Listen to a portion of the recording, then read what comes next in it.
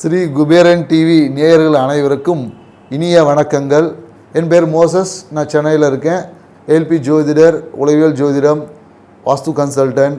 இப்போது நாம் பார்த்திங்கன்னா இந்த சனி பெயர்ச்சி, இந்த சனி பெயர்ச்சி அப்படின்ன ஒன்று, சனினாவே ஒரு பயம் எல்லாருக்குள்ளேயும். ஐயோ, சனி பகவான் வந்து நீதிமான், நாம் ஏதோ தப்பு பண்ணிட்டோம், நாம் மீதி பேரெல்லாம் தப்பு பண்ணலை, நாம் தான் தப்பு பண்ணிட்டோம், அதனால் நமக்கு ஏதோ ஒரு பெரிய தண்டனை கொடுத்துருப்பா இப்படின்னு சொல்லி பல்வேறுபட்ட பயங்கள், குழப்பங்கள், சனினாவே தடுமாற்றம், ஸ்லோவாக போகக்கூடிய ஒரு மந்தத்தன்மையை கொடுப்பார். இப்படின்னு சனி பகவானை பற்றின நிறைய விஷயங்களை நம்ம கேள்விப்பட்டிருப்போம். ஆனால் உண்மையாகவே சனி பகவானா என்ன அப்படின்றது தான் பார்ப்போம். ஏன்னா நம்மளோட கிரக சுழற்சிகளே பார்த்தீங்கன்னு வச்சுக்கோங்க, சனி தான் வந்து நீண்ட தூரத்தில், அதாவது நம்மளுடைய அந்த பால்வெளி மண்டலத்தில் பூமிக்குலேருந்து ரொம்ப சூரியன்லேருந்து மிக தூரமாக இருக்கக்கூடிய கிரகம் பார்த்திங்கன்னா சனி பகவான். ஏன்னா அப்போ வந்து அங்கே இயற்கையாகவே அந்த இடத்துல என்னென்னாக்கா ஒளி கம்மியாக இருக்கும், குளிர்ச்சி என்பது அதிகமாக இருக்கும். ஸோ அப்போ குளிர்ச்சி நம்ம உடம்புல வரும்போது அப்போ நம்மளால் என்ன பண்ண முடியும், சோம்பல் வந்துடும். ஏன்னா நிறைய பேர் என்ன, இந்த மார்கழி மாதம் குளிர்ச்சி அப்படின்னும் போது உங்களுக்கு தெரியும், மார்கழி மாதத்துலலாம் சுறுசுறுப்பாக இருப்போமா, ரொம்ப சோம்பலாக இருப்போம், நம்மளுடைய செயல்பாடுகள் எல்லாமே ஒரு மந்தத்தன்மையில் இருக்கும். ஸோ அதனால் இந்த சனி பகவானுடைய பார்வைகள் எங்கெங்கெல்லாம் விழுதோ அந்த இடங்கள் மந்தத்தன்மையாகும். ஏன்னா சனி பார்க்குற இடத்துல கெடுப்பார், இருக்கிற இடத்துல கொடுப்பார் அப்படின்ற ஒரு ரூல் இருக்குது. ஸோ அப்போ நம்ம பார்க்கக்கூடிய இடங்கள் எல்லாமே அந்த இடத்துல ஒரு மந்தத்தன்மையையும் அந்த இடத்துல ஸ்லோ ஆக்டிவிட்டிஸையும் கொடுத்துருவார். இருக்கிற இடத்த பெருக்குவார். அப்படின்னும் போது அந்த பாவகங்கள், ஒரு கிரகம், ஒரு இப்போ மேஷ ராசி இருக்காருன்னா சனி பகவானுடைய பாவகங்கள் பார்த்திங்கன்னா 10-11 இருக்குது. இந்த பாவங்கள் இயற்கையாகவே சனி பகவானோட கண்ட்ரோலில் தான் இருக்கும். ஸோ இந்த பாவகங்கள் வந்து அதிகமாக வேலை செய்யும். ஆனால் அந்த பாவங்களோட பார்வைப்படக்கூடிய இடங்கள் எல்லாமே ஸ்லோவாக இருக்கும், பொறுமையாக தான் நடக்கும். அந்த இடத்துல அவசரம், வேகங்கள் இருக்காது என்பது தான். இன்னொன்று எனக்கு, நம்ம சனி பகவானுக்கு பார்த்திங்கன்னா அவரோட வாகனம் நம்ம சொல்லக்கூடிய விஷயம் தான் காகம். ஏன் அந்த காகத்தை வந்து அவருக்கு வாகனமாக கொடுப்பாங்க? ஏன்னா சனிக்கு வந்துன்னா காகத்துக்கு சாப்பாடு வைப்போம், எல்லாரும் வைப்பாங்க. ஆனால் ஏன் காகத்துக்கு சாப்பாடு வைப்போன்ற அந்த உணர்வு என்பது நம்மக்கிட்ட இல்லை. ஏன்னா காகம் தான் பார்த்திங்கன்னா இருக்கிறது மிக ஒழுக்கம் நிறைந்த பறவை அப்படின்னு பார்த்திங்கன்னா காகம் தான். ஏன்னு வச்சிங்களேன், காகம் வந்து தன்னுடைய இனத்தோடு வாழும். எப்போதும் பார்த்திங்கன்னா தனக்கு தேவையானது எல்லாத்தையும் சேர்ந்து சாப்பிடும். இன்னொரு விஷயம் பார்த்திங்கன்னா, காகம் வந்து விடிய காலையில் சூரிய உதய பிரம்ம முகூர்த்தத்தில் எந்திரிக்கக்கூடிய ஒரே பறவை வந்து காகம் தான். மீதி எல்லா பறவையும் பார்த்திங்கன்னா எப்போ பார்த்தாலும் தூங்கிட்டு இருக்க எல்லாமே இருக்குது. நீங்கள் எங்கே வேணாலும் எந்த பறவை வேணால் போய் பாருங்கள். ஆனால் காகம் மட்டும்தான் விடிய காலையில் எந்திரிக்கும். எந்திரிச்சிட்டு காகம் இருவேளை குளிக்கும். நீங்கள் தண்ணி இருக்குது இல்லை, நம்ம பெரும்பாலும் காகம் குளிக்கிறதுலாம் அது எப்படி இருந்தாலும் தலையை ஒரு இங்கே தண்ணியில் போய் சிலுப்பிட்டு வந்துடும் அதுக்கு. அப்போ காலையில் எந்திரிச்சு தன்னுடைய வேலைகள்லாம் என்ன, இங்கே செய்யக்கூடிய நம்ம வாழக்கூடிய இடங்களில் இருக்கக்கூடிய அனைத்து கழிவுகளையும் அது என்ன பண்ணும், அதை நீக்கி அதை அப்படியே அமிர்தமாக மாற்றிடும், அதாவது உரமாக மாற்றிடும். ஏன்னா காகத்தோட அந்த நமக்கு சொல்லணும், காகத்தோட எச்சம் விழும்போது அதில் ஆசிட் கண்டென்ட் அதிகமாக இருக்கும். பெரும்பாலும் இந்த பைக்கிலலாம் காகம் வந்து அதோட எச்சம் படும் போது அதை தொடச்சா கூட அவ்வளோ சீக்கிரத்தில் போகாது. ஏன்னா அதோட அசிடிட்டி கண்டென்ட் அதிகம். ஏன்னா அது இயற்கையாகவே அந்த ஆசிட் கண்டென்ட் அதிகமாக இருக்கிறதால அதை நம்ம உள்ளக்கூடிய கழிவுகளை அப்படியே எரித்து நமக்கு உரமாக்கி கொடுக்கும். பெரும்பாலும் அந்த காகம் பார்த்திங்கன்னா நிறைய இந்த வெயில் காலங்களில் பார்த்திங்கன்னா நமக்கு அந்த காகம் வந்து இந்த வேப்பம் பழத்தை நம்ம சாப்பிடும். அதனால தான் சனி பகவானுக்கு வந்து வேப்ப மரத்தை சொல்லுவாங்க. வேப்பம் பழத்தை வந்து காகம் வந்து சாப்பிட்டுட்டு அதை எச்சிங்களை வந்து வேப்ப மரத்தை இனவர்த்தி பண்ணக்கூடிய மிக ஒரு பறவை எதுன்னா காகம் தான். ஸோ அப்போ இந்த காகத்துக்கு உண்டான அது இன்னொன்று பார்த்திங்கன்னா, காகத்து வந்து இந்த கழிவுகளை நீக்கி சுத்தமாக்குறது ஒரு வேலை இருந்தாலும், ஈவன் அதோட இனப்பெருக்கம் பார்த்திங்கன்னா அதோட செக்ஷுவல் விஷயங்கள் எல்லாமே ஈவினிங்கில் தான் பார்க்கும். அது பெரும்பாலும் அதோடைய விஷயங்களை யாரும் பார்க்க முடியாது. அவ்வளோ ஒழுக்கங்கள் இருந்தது. தன் இனத்தை வாழும் குட்டிகளை அதோட அந்த பறவை குஞ்சுகளை பாதுகாக்கும்.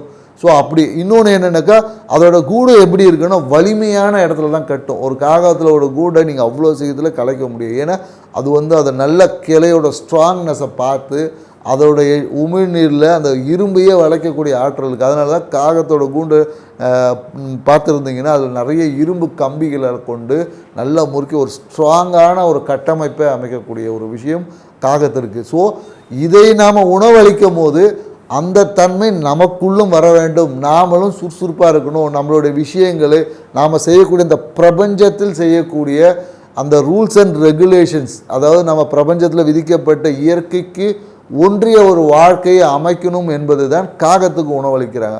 ஏன்னா பெரும்பாலும் என்னென்னாக்கா நல்லெண்ணெயில் பார்த்தீங்கன்னா வெறும் எள்ளு எண்ணெய் மட்டும் இருக்குது, அது கூட கருப்பட்டி போட்டு அந்த வெப்பத்தை சமப்படுத்துவாங்க. ஏன்னா அப்படி பண்ணும்போது தான் அங்கே நமக்கு வெப்பம், ஒரு கதகதப்பு என்பது கிடைக்கும். ஸோ அதனால தான் நம்ம நல்லெண்ணெய் தீபத்தை எழுதுகிறோம். பெரும்பாலும் சனி பகவான் பார்த்தீங்கன்னா என்ன சொல்லுவாங்கன்னா ஒரு ஊனமுற்றவர் சொல்லுவாங்க. ஏன்னா சனி தான் ஆயுள் காரகன். ஏன்னா நம்மளோட உயிர் சாரம் அவர்கிட்ட தான் இருக்குது. ஏன்னா சனி நினச்சா தான் நம்மளோட ஆயுளையே பெருக்க முடியும். ஸோ ஏன்னா குளிர்ச்சியில் தான் நம்மளோட ஆயுளுக்கு வெப்பமாகும். வெப்பம் அதிகரிக்கும் போது நம்மளோட ஆயுள் உயிர்த்தன்மை விரயமாகும்.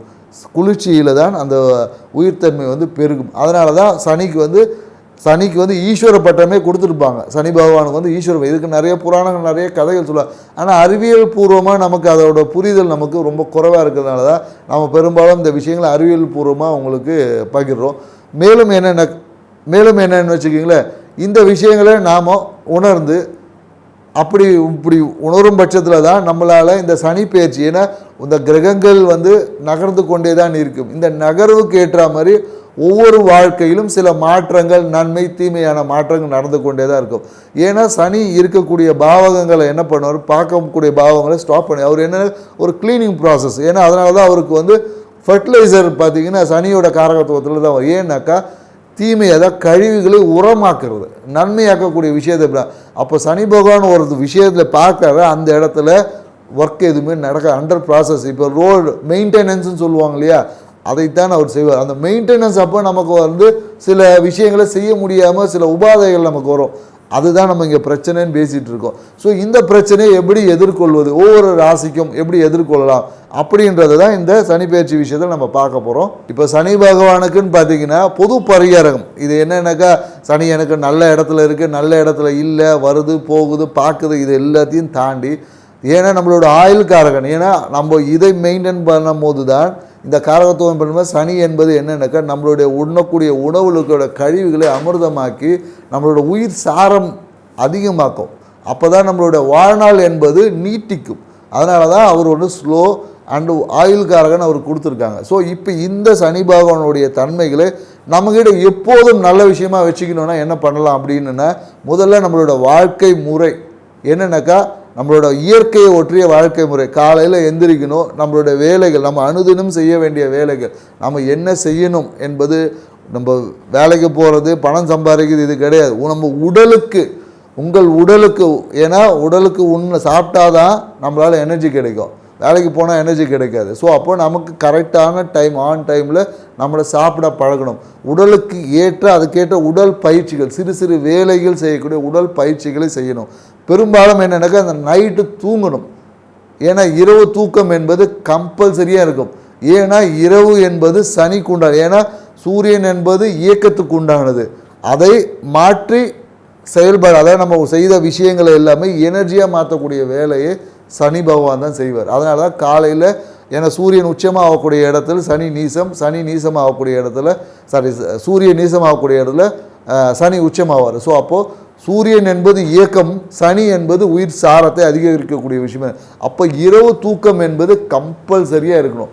இரவு தூக்கத்தை யார் கடைபிடித்து வாழ்க்கை முறை, இயற்கை ஒன்றிய வாழ்க்கை முறை இருக்கா, இவர்களுக்கு சனி பகவானை பற்றின எந்த பயமும் தேவையில்லைங்க. அவர் ஒன்றுமே செய்ய மாட்டார். ஏன்னா சனி பகவானுடைய தாக்கம் இருக்கிறவங்க எல்லாருக்கும் ஃபேட்டி லிவர் இருக்கும். நீங்கள் வேணால் செக் பண்ணி, யாருக்கெல்லாம் ஃபேட்டி லிவர் இருக்கோ அவங்களுக்கு கண்டிப்பாக சனி பகவானோட தாக்கம் இருக்குது. ஏன்னா அந்த அந்த அந்த கழிவாக இருக்குது, கழிவை சுத்திகரிப்பு செய்ய முடியல. அப்போ சனி எங்கள் பகவான் அங்கே வேலை செய்யலை, அவ்வளோதான் விஷயம். ஏன்னா எந்த உடம்புல எங்கெங்கெல்லாம் கழிவுகள் இருக்கோ அங்கே சனி பகவான் வேலை செய்யவில்லை. ஏன்னா கழிவை உரமாக்கக்கூடிய விஷயத்தை தான் சனி பகவான் செஞ்சிட்ருப்பார்.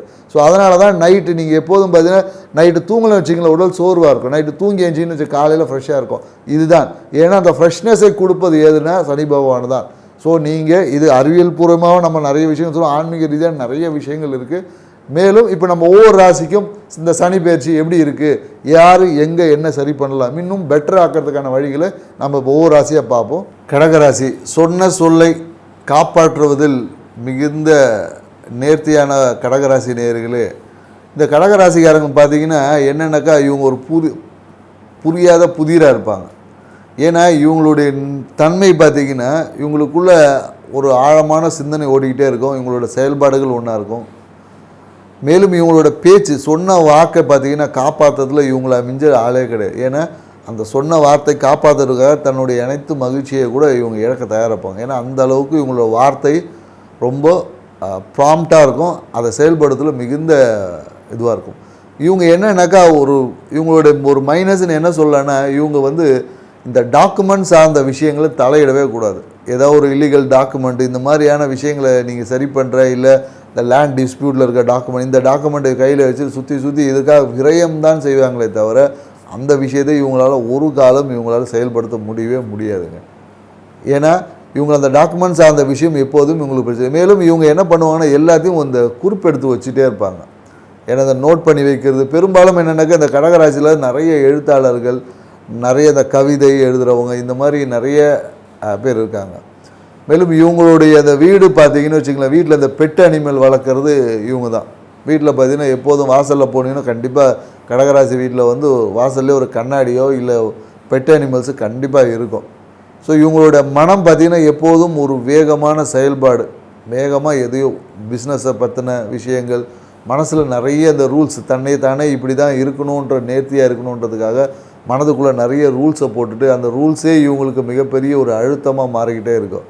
மேலும் இவங்களோட அந்த வேலை சார்ந்த விஷயத்தில், வேலையில் பார்த்திங்கன்னா ரொம்ப ஆன் டைமில் அந்த வேலை சார்ந்த விஷயத்தில் சரியாக செய்யணும், நேர்த்தியாக செய்யணும் என்பதில் இவங்க ரொம்ப மெனக்கெடுவாங்க.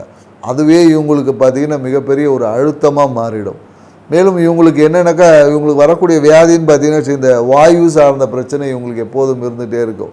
வாயு சார்ந்த விஷயங்கள் அங்கங்கே பிடிக்கிறது, அப்படி இழுக்கிறது அப்படின்ற கேஸ்ட்ரிக் ப்ராப்ளம் வந்து கடகராசிக்காரங்கிட்ட கண்டிப்பாக இருக்கும். ஸோ மேலும் இவங்களுடைய அந்த நண்பர்களே இவங்களுக்கு வந்து எதிரி ஆகிடுவாங்க. ஏன்னா இவங்க பழகும் போது, ஏன்னா இவங்க அந்த பழக்க வழக்கங்கள் பார்த்திங்கன்னா இவங்களே கூடவே இருப்பான். திடீர்னு பார்த்திங்கன்னா காசுக்காக போட்டு கொடுத்து டப்புன்னு மொத்த ரகசியத்தை எங்கேயாவது சொல்லிவிட்டு போட்டு கொடுத்துட்டு போயிடுவான். ஸோ இவங்களுக்கு தான் பார்த்திங்கன்னா இவங்க பெரும்பாலும் யாரும் நம்பி யார்கிட்ட எந்த பொறுப்பும் ஒப்படைக்காதீங்க.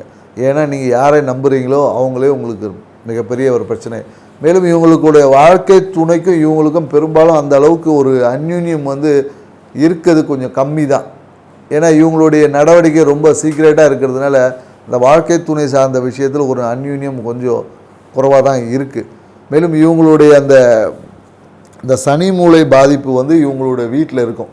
எப்போதும் பார்த்திங்கன்னா அந்த சனி மூளையோட பாதிப்பு கடகராசிக்காரங்க வீட்டில் நிறைய இருக்குது. இவங்களுக்கு என்னென்ன இவங்களோட பாக்கியங்கள்லாம் இவங்க அடையணும்னா என்ன செய்யலாம் அப்படின்னு பார்த்திங்கன்னா வச்சுக்கலாம், நீங்கள் ஒன்றுமே இல்லை, கழுத்தில் ஒரு மஞ்சள் துண்டு மட்டும் போட்டு பாருங்கள்.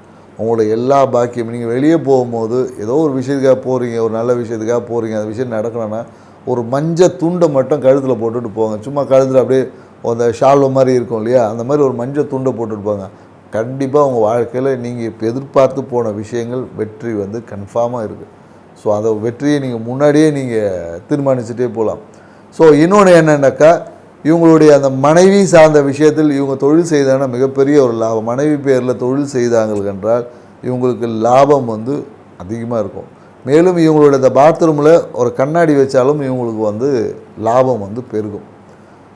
மேலும் இவங்க வந்து இந்த டாக்குமெண்ட்ஸ் அந்த விஷயத்தில் கொஞ்சம் விரயங்கள் செய்வாங்க, அலைச்சல், தூக்கமின்மை இதனால் இருக்கும். அதனால் இந்த டாக்குமெண்ட்ஸ் அந்த ஏதாவது ஒரு விஷயம் வருதுன்னா என்னால் முடியாதுப்பா, நீங்கள் வேறு யாராவது பார்த்துக்குன்னு சொல்லி மற்ற ஆளை கை காமிச்சு விட்டுட்டு போயிட்டாங்கன்னா உங்கள் வாழ்க்கை மேன்மைப்படும்.